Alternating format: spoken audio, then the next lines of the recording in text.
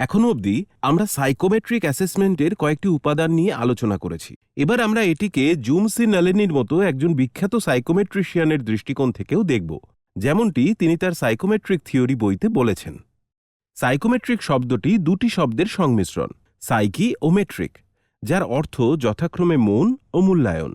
এগুলি একজনের যোগ্যতা, ব্যক্তিত্ব এবং আগ্রহের মতো কেরিয়ার নির্দেশক হিসেবে গণ্য হয় এমন ক্ষেত্রগুলি বিচার বিবেচনার জন্য রূপায়ণ করা হয়েছে। এগুলি বৃহৎ বাস্তবিক ক্ষেত্রে প্রয়োগের আগে পরীক্ষামূলক প্রয়োগ করে অবশ্যই দেখে নেওয়া উচিত। এগুলিকে অবশ্যই ধারাবাহিক হতে হবে এবং একই রকমের পরিস্থিতিতে ফলাফল অবশ্যই পুনরাবৃত্তিযোগ্য হতে হবে। অন্যান্য সমস্ত টুলের মধ্যে এটি সবচেয়ে উদ্দেশ্যমূলক এবং এই টুলটি শুধুমাত্র একজন সার্টিফাইড প্রফেশনালই বিশ্লেষণ করার যোগ্য।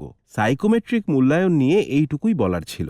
এবার চলুন কেরিয়ারের নির্দেশিকা স্বরূপ আর কি টুলস ছাত্রছাত্রীদের ক্ষেত্রে ব্যবহার করব সেই নিয়ে কথা বলা যাক।